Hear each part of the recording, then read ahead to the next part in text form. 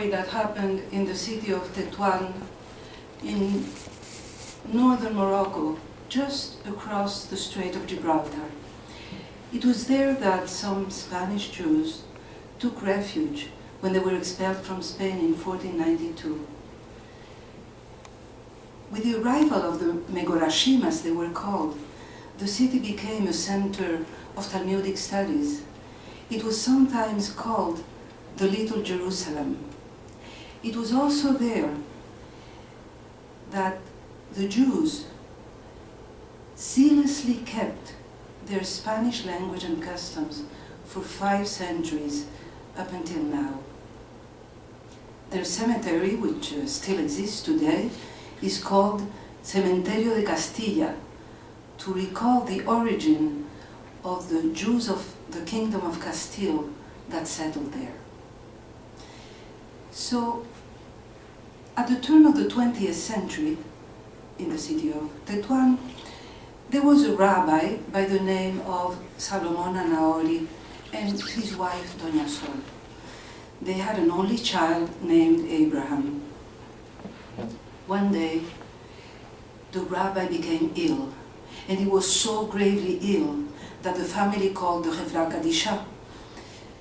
Now that night, while the members of the Chevra and Doña Sol were sitting by the bedside of the rabbi, she had a dream. And in her dream, she heard a voice that asked her, "Why are you so sad?"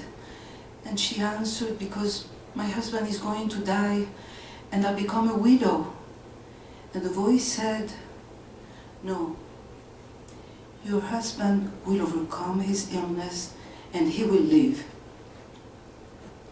In the morning, the rabbi opened his eyes and he told the members of the Chevra to go back home.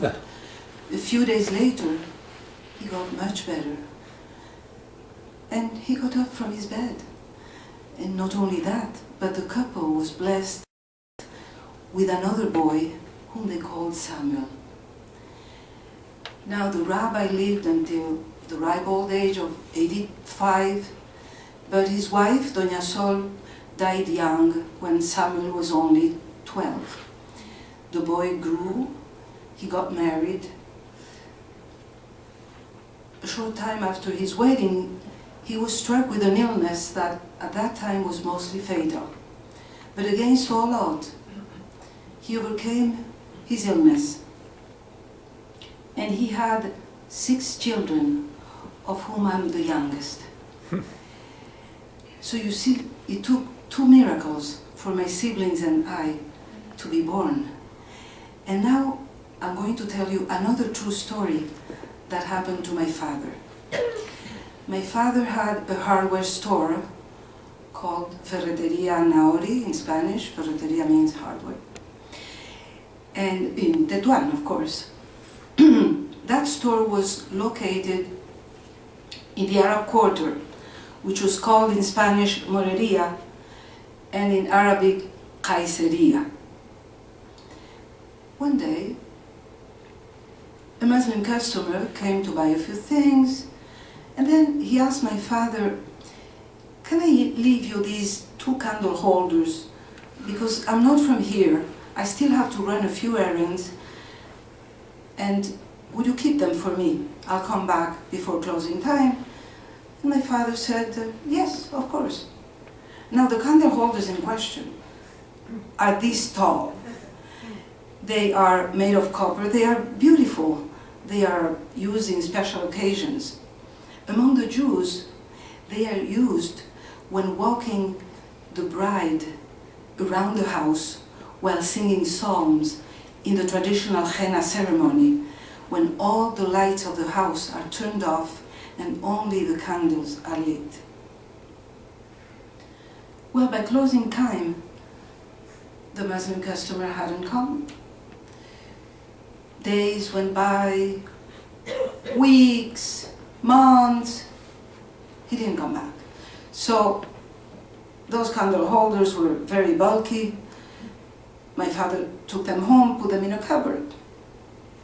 A few years later, an old man came to the store and asked my father, "Do you remember that a few years ago I left 2 candle holders here?"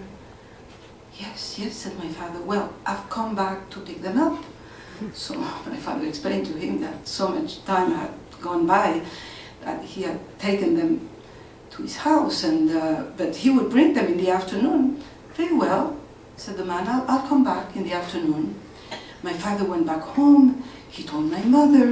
My mother took the candle holders, she cleaned them, polished them, put all the pieces together, because my brothers were very mischievous and they would unscrew the pieces and play with them.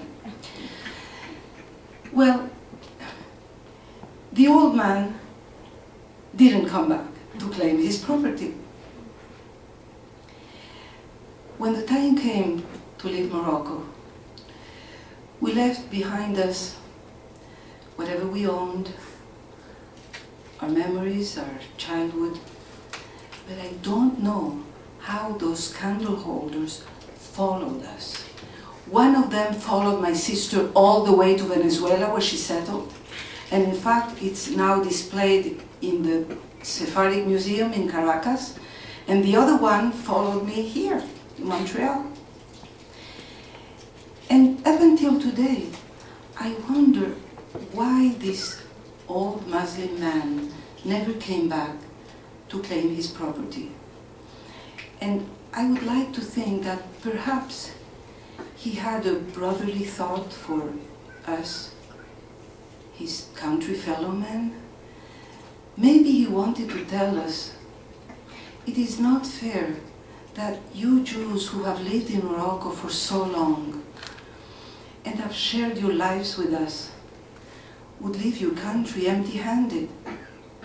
Take these candle holders. They will lighten your way into your exile.